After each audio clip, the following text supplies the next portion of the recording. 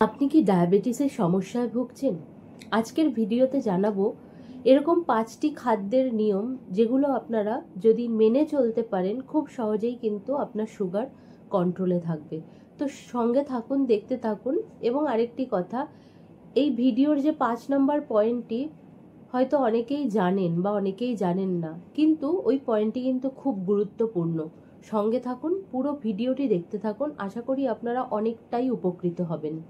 প্রথম পয়েন্ট যেটা বলবো, কার্বোহাইড্রেট। আমাদের খাদ্যে 6খানা উপাদান, তার মধ্যে মূল উপাদান হলো কার্বোহাইড্রেট। দু রকমের, একটা হচ্ছে সিম্পল কার্বোহাইড্রেট, একটা হচ্ছে কমপ্লেক্স কার্বোহাইড্রেট। সিম্পল কার্বোহাইড্রেটগুলো কি কি? গ্লুকোজ, মধু, চিনি, সিরাপ, গুড়, ভাজা খাবার, বাইরের কোল্ড ড্রিঙ্কস, এগুলো যত আপনারা খাবেন তত কিন্তু আপনার সুগার লেভেল বাড়তে থাকবে। তাহলে কি করতে হবে? আপনাকে কিন্তু কমপ্লেক্স কার্বোহাইড্রেট নিতে হবে।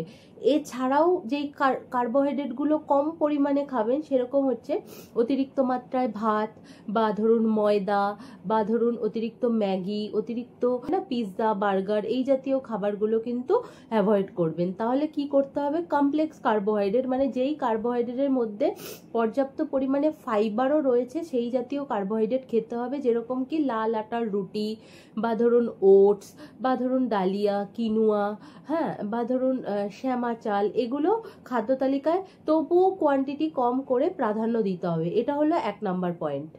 2 নাম্বার পয়েন্ট হলো ফাইবার। ফাইবারযুক্ত খাদ্যকে অবশ্যই প্রাধান্য দিতে হবে। কারণ কি? ফাইবার রক্তে চিনির শোষণ ধীর করে দেয়, অর্থাৎ কি করে? ইনসুলিনের সেন্সিটিভিটিকে বাড়িয়ে দেয়। কি কি খেতে হবে?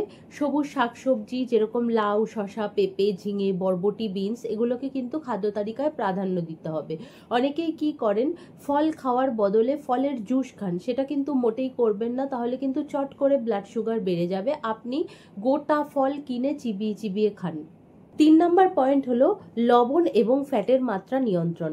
দীর্ঘদিন ধরে আপনি যদি ডায়াবেটিসের সমস্যায় ভোগেন, আপনার কিন্তু ডায়াবেটিস জনিত হার্টের অসুখ অথবা হাই প্রেশার কিন্তু আসতে পারে। তাই আমি বলবো খাদ্য তালিকায় বাইরের ফাস্ট ফুড, তেলে ভাজা, চপ, সিঙ্গারা, জাঙ্ক ফুড, এগুলোকে প্রাধান্য না দিয়ে আপনারা একটা কাজ করুন, প্রত্যেক দিনের তালিকায়, খাদ্য তালিকায় গুড ফ্যাটকে প্রাধান্য দিন। যেরকম অলিভ অয়েল, ঘি, বাটার, ডিমের কুসুম, এগুলো কিন্তু গুড ফ্যাটের সোর্স। মানে কি? HDL, হাই ডেন্সিটি লিপোপ্রোটিন, এগুলো কিন্তু গুড ফ্যাটের ভেতর ওমেগা 3, ওমেগা 6 ফ্যাটি অ্যাসিড রয়েছে।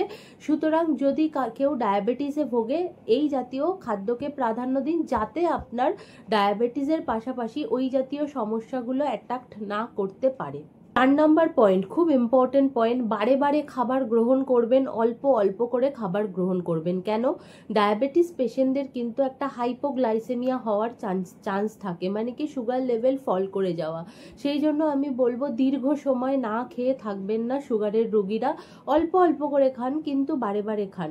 তাহলে কি হবে? আপনার সুগার কিন্তু একটা নির্দিষ্ট লেভেলে থাকবে। আর একটা কথা একটু বলে রাখি, সুগার যদি আপনার কখনো গা হাত পা কাঁপে, গলা শুকিয়ে যায়, অস্থির অস্থির লাগে, হতে পারে সেটা আপনার সুগার ফল্ট করছে।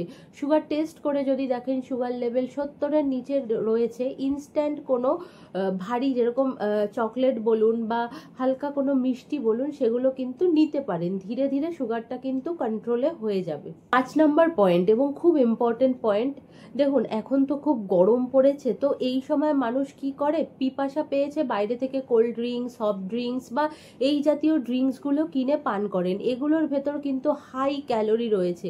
আমি বলবো এগুলো পরিত্যাগ করে আপনারা কি করতে পারেন? ডাবের জল নিতে পারেন, বা আপনারা মাঝে মধ্যে একটু সুগার ফ্রি ওআরএস ইনটেক করতে পারেন, বা নর্মাল ওয়াটার নিতে পারেন, বা বিভিন্ন রকম ডিটক্স ওয়াটার আপনার সাথে রাখতে পারেন। সেগুলোকে কিন্তু ওই যে পিপাসা মেটানোর জন্য কাজে লাগাতে পারেন, তবে কিন্তু আপনার সুগারটা কন্ট্রোলে থাকবে। এবং দেখুন, নিয়মিত কিন্তু জল পান করা খুব গুরুত্বপূর্ণ, বিশেষ করে ডায়াবেটিস পেশেন্টের ক্ষেত্রে। সেটা বলুন শীত, বর্ষা এবং গরম। অবশ্যই শরীর যাতে ডিহাইড্রেট না হয়, শরীর যাতে প্রপার ওয়েতে হাইড্রেটেড থাকে, সেই দিকটায় কিন্তু আপনাদের গুরুত্ব দিতে হবে।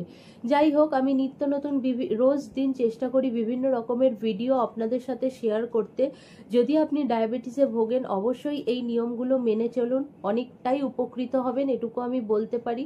ভিডিওটি যদি ভালো লাগে অবশ্যই একটা লাইক দিতে পারেন, এবং আমার চ্যানেলটিকে ইউ অ্যান্ড ইয়োর্স নিউট্রিশনিস্ট